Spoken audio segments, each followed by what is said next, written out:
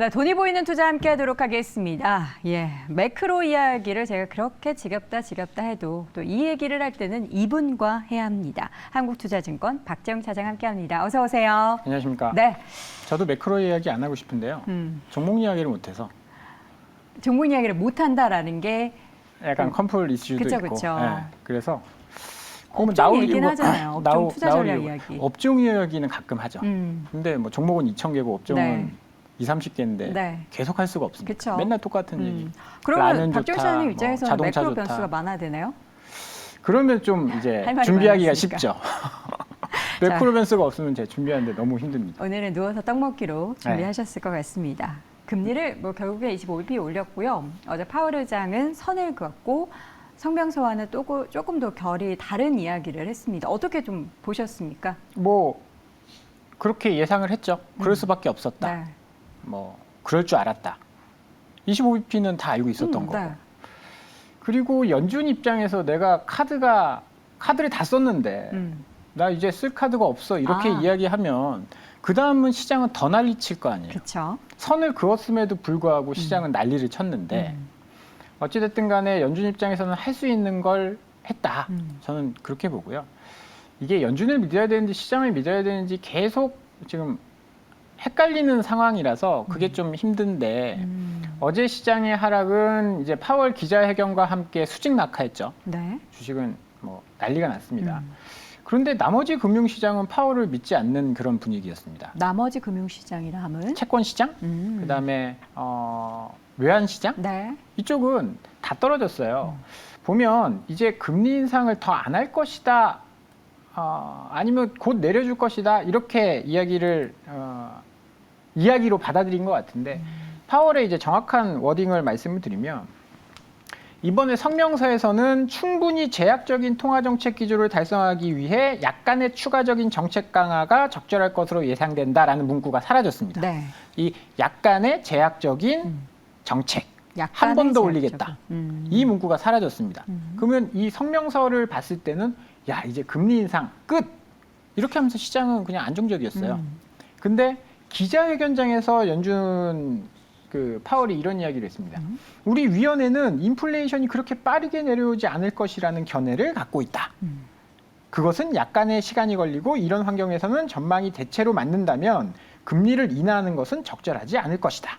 그리고 우리는 금리를 인하하지 않을 것이다. 금리 인하 없어. 네.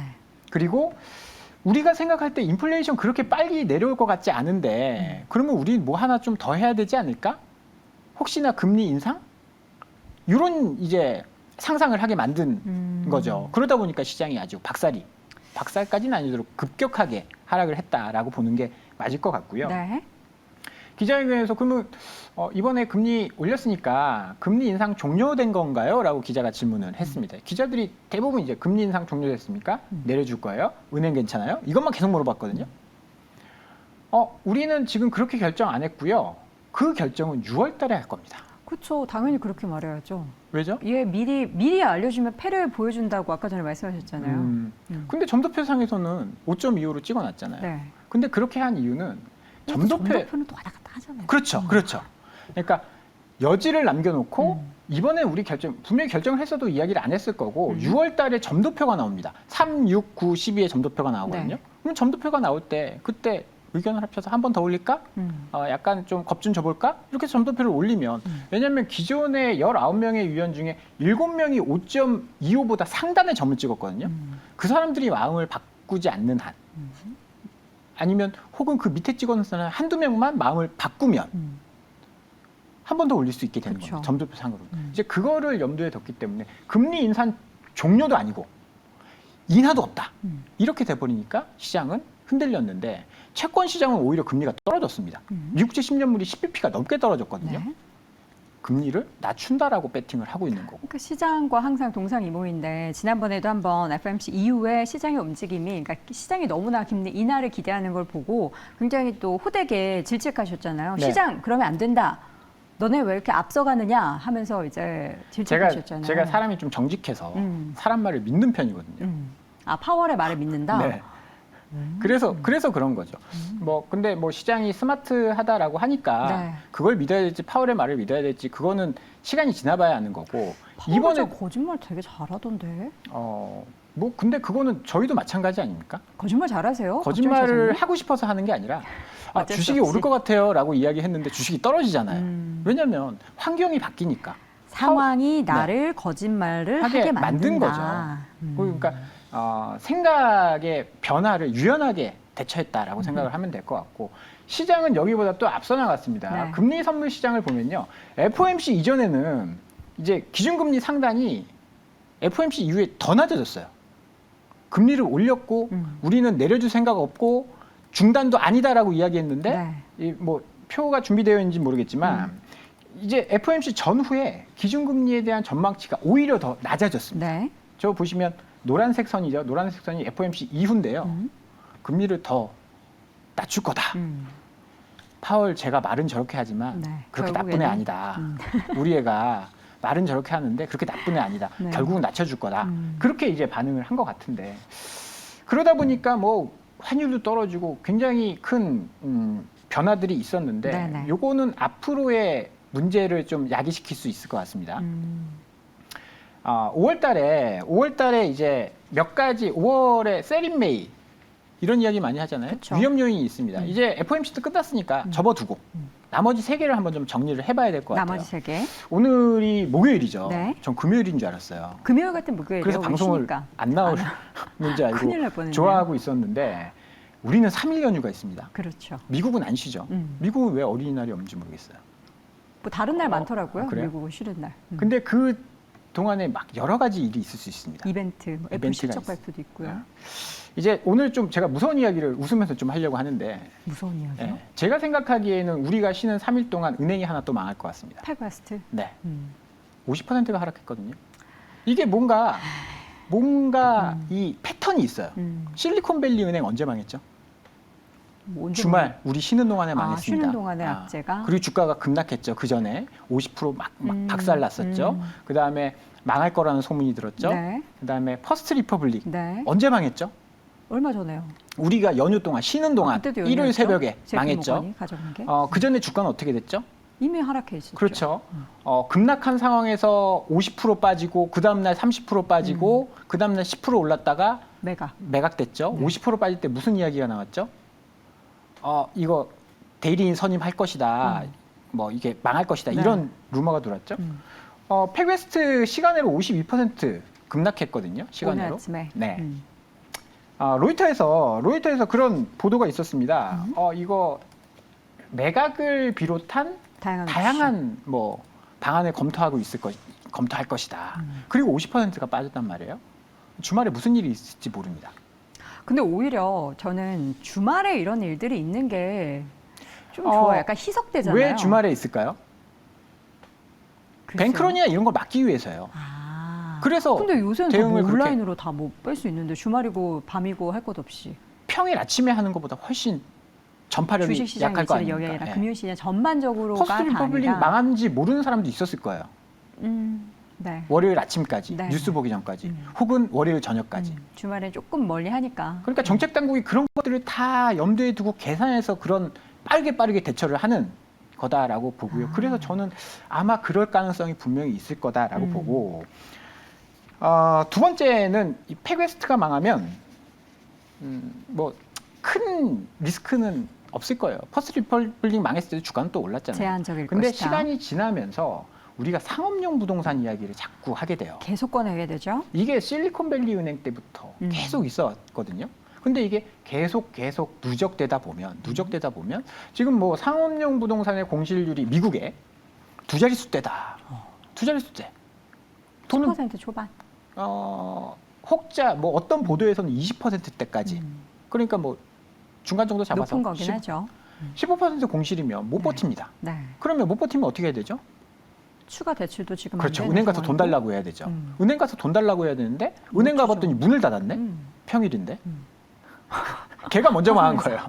걔가 먼저 망한 네. 거예요. 아, 빌릴 웃으면 데도 안 없어요. 되는데. 네. 빌릴 데도 없습니다. 그러면 점점 이거는 누적돼서 쌓여갈 수밖에 없다라는 거죠. 그렇다고 해서 갑자기 경기가 좋아져가지고 막 부동산을 사고 막 그렇게 될 수 있을까요? 네, 안 되죠. 그렇게 되기에는 지금 당장은 쉽지 않다라는 거죠. 그래서 상업용 부동산 문제가 앞으로 5월 한 달 동안 계속 이야기가 나올 거예요. 계속 이야기가 나올 겁니다. 그리고 우리가 계속 들어왔었던 부채 한도 협상 문제. 부채 한도, 엑스데이트. 옐런이 엊그저께 이야기했죠? 언제라고 했죠? 6월 1일. 1일. 6월 1일. 그러니까 제가 이게 지지난주에 말씀드렸는데 4월 달에 세금 들어오는 거 보고 결정을 할 것이다. 원래 글로벌 IB에서는 8, 9월 정도까지 버틸 수 있다라고 했는데 세금이 생각보다 덜 거쳤대요. 4월 달에. 그러면서 이게 앞당겨질 것이다라는 이야기를 고드만삭스에서 지지난주에 했습니다. 네. 딱 맞아 떨어졌어요. 그러면 6월 1일까지면 이거 바이든이 뭐라 그랬죠? 거부권 행사할 거다. 협상 없다. 그렇죠. 그러면 어떻게 돼요? 터지는 거잖아요. 부채 한도 이거 터지면 단기적으로 충격이 있을 수 있습니다. 우리가 2011년도에 경험을 한번 해봤잖아요. 기억이 안 나요. 2011년이요? 너무 애기라서. 2011년도면 그때 한 8살, 9살? 그때 였으니까 기억이 안 날 수도 그쵸, 있죠. 그쵸. 저는 그때 이제 현업에 계셨을 현업에 테니까. 있었으니까 막 어땠어요? 전화하고 난리였어요. 저는 휴가였거든요. 이거 지금- 문제 심각한 거 아니냐? 지금 와이프인 여자친구가 네. 거제도를 가려고 TMI.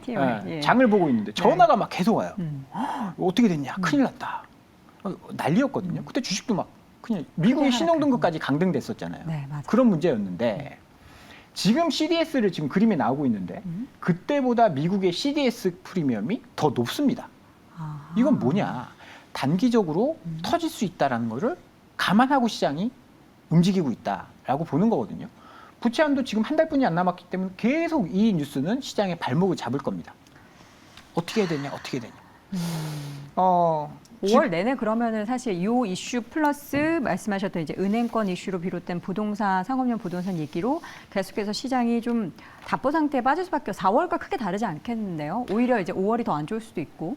그래서 뭐 결론부터 말씀드리면 매크로는 좋을 게 아무것도 없습니다. 매크로는 좋을 게 아무것도 없어요. 그러면 시장이 끝났나요? 저는 그렇게 보진 않고 탑다운은 안 좋으면 바텀업으로 시장을 봐야 된다.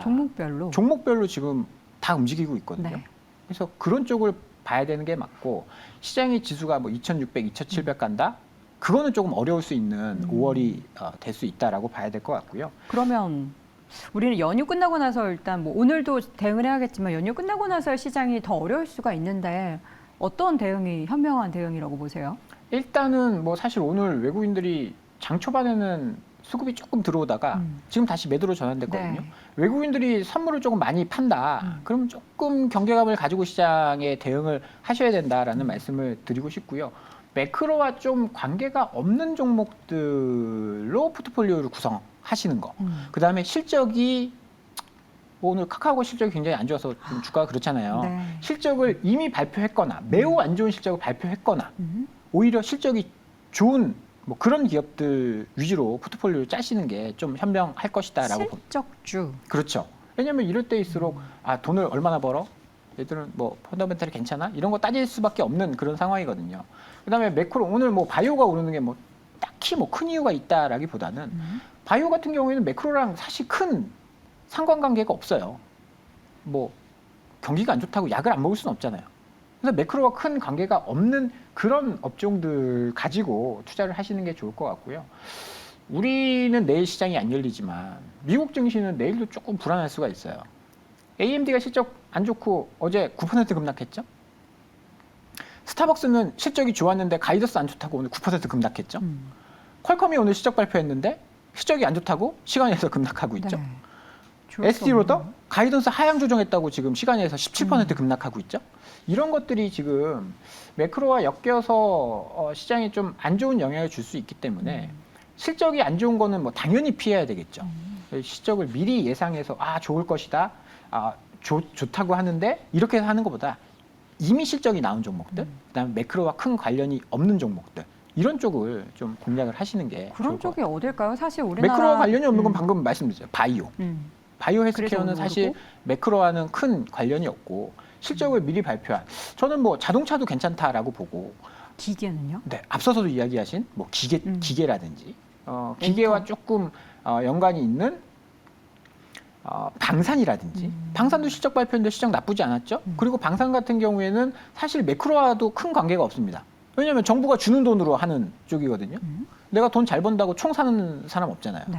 그러니까 정부의 그 방위 사업비 이것과 연관이 있는데 사실 러시아 우크라이나 경기 침체에는 예산이 줄어들 수밖에 없잖아요.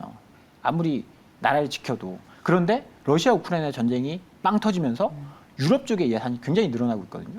그런 쪽의 종목들을 포트폴리오에 담는 게 지금은 조금 뭐 안정적일 것이다, 현명할 것이다라는 말씀을 좀 드리고 싶습니다. 미국 쪽 매크로 변수, 그러니까 미국 쪽에 있어서 이런 변동성 있는 이 경제에 관련한 이슈에 동떨어져 있는 연관 없이 실적이 계속해서 나오고 있는 섹터에 더 주목을 해볼 필요가 있다. 그러니까 뭐 쉬어가는 것도 일단 투자가 될 수 있겠지만 계속해서 종목에 대한 매매 전략을 펼치기 위해서는 이런 관련된 업종과 종목에 투자를 이어갈 수 있다라는 이야기까지 들어봤습니다. 5월 시장, 뭐 4월도 그랬지만 쉽지 않은 시장 연출될 것 같은데요. 주마다 또 매크로 변수가 어떻게 변동이 되고 있는지 확인해 주시기 바랍니다. 오늘 이 시간 한국투자증권 박재영 차장 함께했습니다. 고맙습니다. 감사합니다.